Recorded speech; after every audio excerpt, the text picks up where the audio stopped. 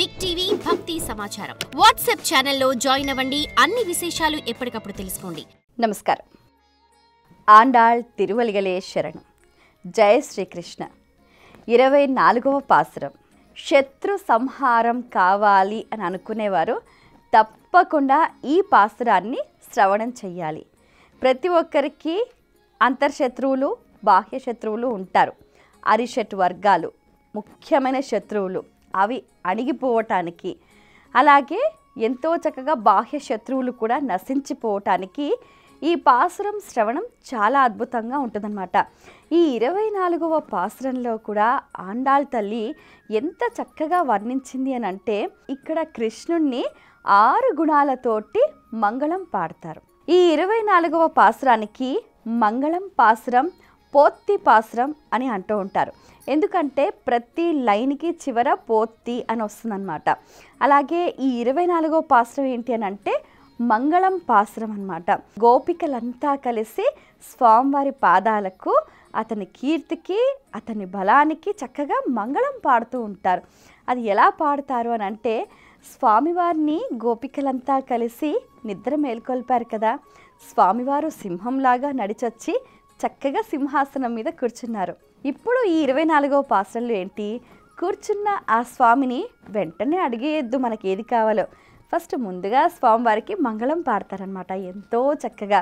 అది ఎలా పాడతారు అని అంటే, పూర్వం బలిచక్రవర్తి తనది కాని దేవలోకమును ఆక్రమించి దేవతలందరినీ కూడా బాధింపగా వామనావతారం ఎత్తి బలిచక్రవర్తి దగ్గర 3 అడుగులు దానం తీసుకొని 1 అడుగును భూమిపైన పెట్టి ఇంకో అడుగును ఆకాశంను కొలిచిన నీ దివ్యమైన పాదార విందాలకు మంగళం స్వామి అని అంటుంటారు. అలాగే పూర్వం రావణాసురుడు సీతను ఎత్తుకుపోగా ఆ లంకా పట్టణానికి వెళ్ళి సుందరమైన సువిశాలమైన భవనానికి అధిపతి అయిన ఆ లంకాధీశుణ్ణి సంహరించిన నీ భుజ బలమునకు మంగళం స్వామి. అలాగే బండిని ఆవహించి ఉన్న శకటాసురుడు అనే రాక్షసుని శ్రీకృష్ణ అవతారంలో సంహరించిన నీ ఘన కీర్తికి మంగళం స్వామి అని అంటుంటారు. వెలగ చెట్టుపై ఆవహించి ఉన్న వృత్తాసురుణ్ణి అనే రాక్షసుని సంహరించటానికి ముందు వెనుకకు కాలు చాపిన నీ భంగిమకు మంగళం స్వామి. అలాగే తన యాగాన్ని జరగనివ్వలేదు అని చెప్పి ఇంద్రుడు కోపించి రాళ్ల వర్షాన్ని కురిపించగా గోవర్ధన పర్వతాన్ని ఎత్తి గోకులానంతటినీ కూడా రక్షించిన నీ వాత్సల్యాతిశయమునకు మంగళం స్వామి. శత్రు సంహారాన్ని సమూలంగా చేసిన నీ చేతిలో దగద్దగాయమానంగా వెలుగుతున్న నీ వేల్ ఆభరణానికి, అలాగే ఆయుధానికి కూడా మంగళం స్వామి అని అంటూ ఉంటారు. ఇలా స్వామివారి పాదాలకు, అలాగే భుజ బలానికి, ఘన కీర్తికి, అలాగే స్వామివారి భంగిమకు, వాత్సల్యాతిశయమునకు, స్వామివారి చేతిలో ఉన్న శక్తి ఆయుధానికి మంగళం అంటూ ఇలా ఎంతో చక్కగా ఆండాళ్ తల్లి గోష్ఠి గోపికలంతా కూడా మంగళహారతులు పడతారు. స్వామివారి పాదాలకు ఎంతో చక్కగా స్వామివారిని కీర్తిస్తూ పాడుతూ ఉంటారనమాట. ఎంతో అద్భుతంగా ఉంటుంది, ఎంతో రమణీయంగా ఉంటుంది ఆ సన్నివేశం. ఇక్కడ ఈ గోపికల హృదయాల్లో వేరే ఏ ఆలోచన లేదు, వేరే ఏ ఆసక్తి లేదు. కేవలం కృష్ణుణ్ణి చేరుకోవాలి, కృష్ణుణ్ణి సేవించాలి, కృష్ణుల్లో కలిసిపోవాలి, స్వామివారి వాత్సల్యాన్ని పొందాలి, స్వామివారి ప్రేమను పొందాలి. ఇది తప్ప వారికి ఇంకా ఏదీ లేదన్నమాట. అటువంటి భక్తి, అటువంటి అనన్యమైన భక్తి ఉండాలి అని చెప్పి ఆండాళ్ తల్లి చెప్తుంది. అయితే ఈ పాసురంలో మనం నేర్చుకోవాల్సిన విషయాలు ఏంటి అంటే, ప్రతి ఒక్క మనిషిలో అరిషట్ వర్గాలు అనేవి ఉంటాయన్నమాట. అవి మనం వాటిని దూరం పెట్టాలి, అవి అణిచేసేయాలి. అవి ఎలా అణుగుతాయి అని అంటే, చెడ్డ గుణాలను సప్రెస్ చేసి ఉత్తమమైన గుణాలను పెంపొందించుకోవాలి. అవునా? అంటే ఇప్పుడు ఏంటిది, ప్రతి మనిషిలో సత్వరజ స్తమో గుణాలు ఉంటాయి. తమో గుణము రజోగుణమును సప్రెస్ చేస్తే సత్వగుణం పెంపొందుతుందన్నమాట. సత్వగుణం బాగా వృద్ధి పొందాలి అని అంటే ఏంటి, దైవీ లక్షణాలను, దైవీ గుణాలను మనం కీర్తించాలి, అవి అనునయించాలి, అనుసరించాలి, ఆచరించాలి. అవి ఎలా?